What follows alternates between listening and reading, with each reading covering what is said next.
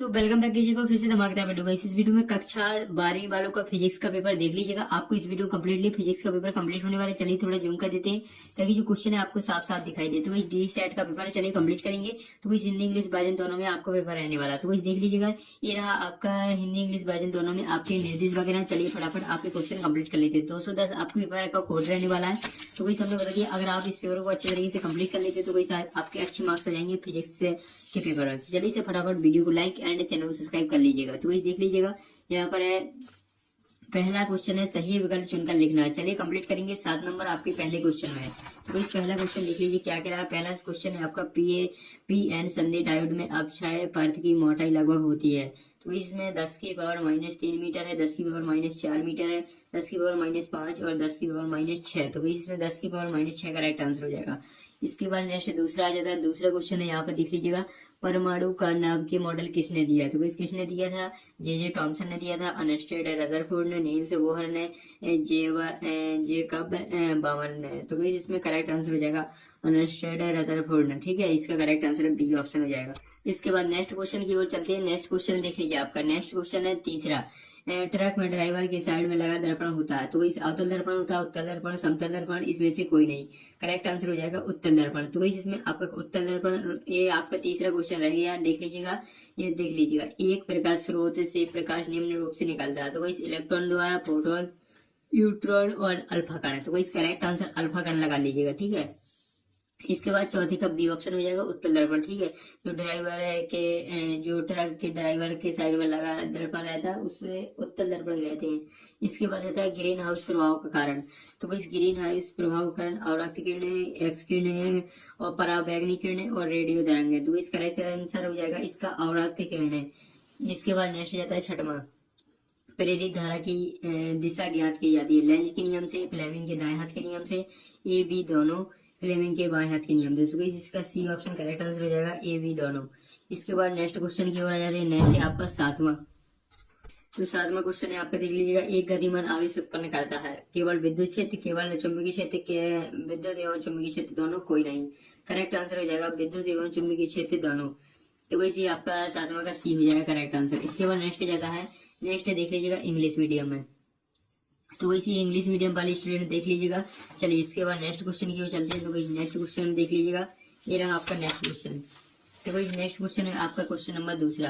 तो वही इसमें आपको रिक्त स्थानों की पूर्ति करना है। चलिए फटाफट से रिक्त स्थानों की पूर्ति आपकी करा देते हैं।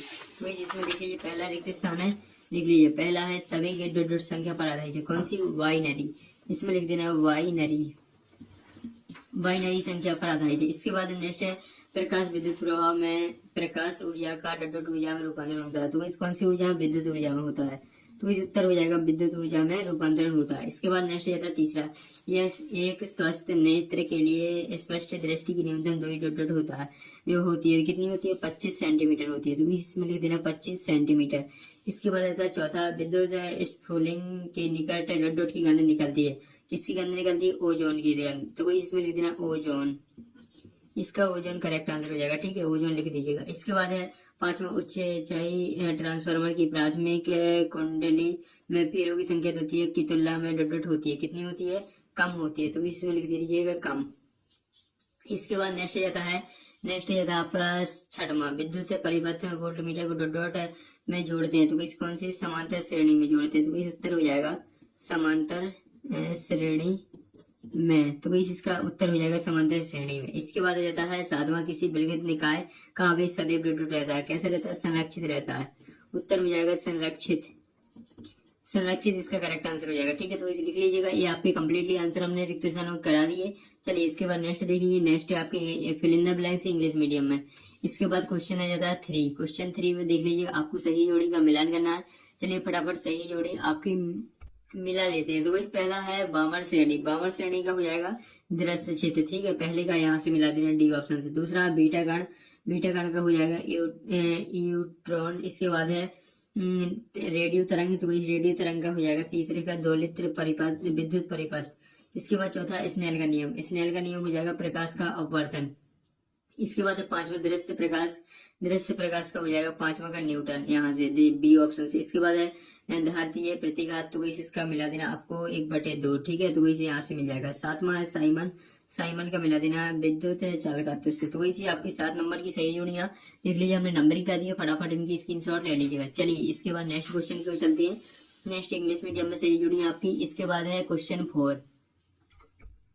तो क्वेश्चन 4 में चलिए पहला क्वेश्चन, इसका अर्धचालक का वार्जित ऊर्जा अंतराल कितना होता है। तो वैसे इसका ऊर्जा अंतराल होता है 1 EV होता है, सॉरी यहाँ पर इसमें लिख देना 1 EV होता है, ठीक है। इसका आंसर हो जाएगा 1 EV। इसके बाद नेक्स्ट जाता है, नेक्स्ट है आपका दूसरा रिक्वायर्ड नियतांक का मान। तो इस रिक्वायर्ड नियतांक का मान हो जाएगा 1.1 हो जाएगा, गुणा हो जाएगा 10 की पावर 7, फिर हो जाएगा मीटर इनवर्स। तो भाई इतना आपको इसका आंसर लिख देना, ठीक है। इसके बाद है किसी फोटोन से संबद्ध डी ब्रॉगली तरंग दैर्घ्य बताइए। तो इसका हो जाएगा 0.01 नैनोमीटर हो जाएगा, ठीक है। तो इसमें लिख देना आपको इतना, इसका करेक्ट आंसर हो जाएगा। इसके बाद नेक्स्ट जाता है, नेक्स्ट अवतल दर्पण का एक उपयोग लिखना है। इसका उपयोग हो जाएगा दाढ़ी बनाने में, इसका करेक्ट आंसर हो जाएगा, ठीक है, दाढ़ी बनाने में। इसके बाद नेक्स्ट जाते हैं, नेक्स्ट है आपका देख लीजिएगा 5वां है, लेंज का नियम किस नियम के अनुकूल है। तो इसका लिख देना ऊर्जा संरक्षण के, इसमें आपको लिख देना ऊर्जा संरक्षण के किस नियम के अनुकूल है। तो ऊर्जा संरक्षण के हो जाएगा। इसके बाद है छठवां है आपका देख लीजिए, एक आवेशित कण समचुंबकीय क्षेत्र में इसके समांतर प्रवेश करता है तो कण का पथ कैसा होगा। तो इसका जो कण का पथ होगा वो त्रिज्यू रेखीय होगा। तो इसमें लिख देना त्रिज्यू रेखीय। इसका करेक्ट आंसर देख लीजिए, हमने उसी के सामने लिख दिया, फटाफट स्क्रीनशॉट ले लीजिएगा। तो इसी आपके एक बात कंप्लीट हो जाती है। इसके बाद 7वां जाता है चुंबकीय क्षेत्र के लिए गॉस का नियम लिखना। तो इसी गॉस का नियम लिख देना, ठीक है। तो इसी आपके कम्प्लीटली आंसर हो जाती है। इसके बाद आ जाते हैं इंग्लिश मीडियम। तो चलिए अब आपके 2 नंबर वाले प्रश्न कंप्लीट करा दीजिए, फटाफट देख लीजिएगा। क्वेश्चन नंबर 5वां जाता है आपका 2 नंबर का। इसमें है आपको हाइड्रोजन स्पेक्ट्रम में 52 श्रेणी किसे कहते हैं। इसके बाद नेक्स्ट देखेंगे इसका अथवा देखेंगे। तो वैसे अथवा नाभ के बल किसे कहते हैं, ठीक है। इसके बाद नेक्स्ट है आपका 6वां, क्रांतिक द्रव्यमान से आप क्या समझते हैं। अथवा विवाद देहली आवृत्ति को स्पष्ट कीजिए। इसके बाद नेक्स्ट देखेंगे 7वां द्रव्य तरंगों के कोई 2 गुण अथवा दिवा थॉमसन परमाणु के दोष लिखना है। इसके बाद देखेंगे 8वां। तो इस 8वां देख लीजिए व्यक्तिकरण क्या होता है, इसका एक उदाहरण लिखना है। इसके अथवा दिवा कला समृद्ध स्रोत से क्या तात्पर्य है। इसके बाद देखेंगे 9वां है गुणता गुणांक क्यों क्या है, इसके लिए सूत्र लिखिए। अथवा दिवा विद्युत चुंबकीय प्रेरण किसे कहते हैं, ठीक है। 9वां करता कंप्लीट हो जाता है। इसके बाद आ जाता है 10वां देखेंगे। 10वां है आपका फौलादी और लोहे के चुंबकीय गुणों की तुलना करना है। इसके अथवा में आमीटर और वोल्टमीटर में 2 अंतर, ठीक है। इसके बाद नेक्स्ट देखेंगे 11वां प्रतिरोध ताप गुणांक किसे कहते हैं, इसका मात्रक लिखना। अथवा दिवा गतिशीलता से क्या तात्पर्य, इसका मात्रक लिखिए, ठीक है। तो इसी आपका 11वां तक कंप्लीट। इसके बाद है नेक्स्ट 12वां पृथ्वी के विभव को शून्य क्यों माना जाता है। अथवा दिवा विद्युत चुंबकीय विद्युत द्विध्रुव किसे कहते हैं। इसके बाद नेक्स्ट देखेंगे 13वां क्वेश्चन देख लीजिए आपका है हाइगेंस के तरंग सिद्धांत के अभिग्रहितों को लिखना है। अथवा दिवा क्रांति कौन से आप क्या समझते हो, चित्र बनाकर समझाना। इसके बाद आ जाता है 14वां अनुगमन वेग और धारा घनत्व में संबंध स्थापित करना। अथवा दिवा धारा और इलेक्ट्रॉन के अपवाय वेग में संबंध ज्ञात करना। चलिए कंप्लीट करेंगे।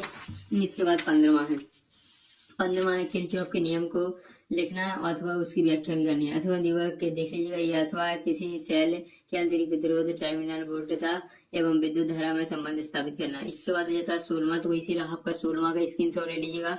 इसके बाद जाता है 17वां। तो इसी रहा 17वां के बाद 18वां देखेंगे। तो इसी रहा 18वां अथवा है। इसके बाद जाता है 19वां। तो इसी रहा आपका 19वां, जल्दी से स्क्रीनशॉट ले लीजिएगा। ये आपका 19वां का अथवा है। इसके बाद रहता है 20वां का अथवा। तो इसी आपके पूरे क्वेश्चन कंप्लीट हो जाते हैं, पूरे 20 क्वेश्चन। अब जल्दी से सभी स्टूडेंट वीडियो को लाइक कर दीजिएगा एंड चैनल को ध्यान करके सब्सक्राइब कर लीजिएगा, ठीक है। तो जल्दी से वीडियो को लाइक एंड चैनल को सब्सक्राइब। सुबह मिलते हैं नेक्स्ट वीडियो में।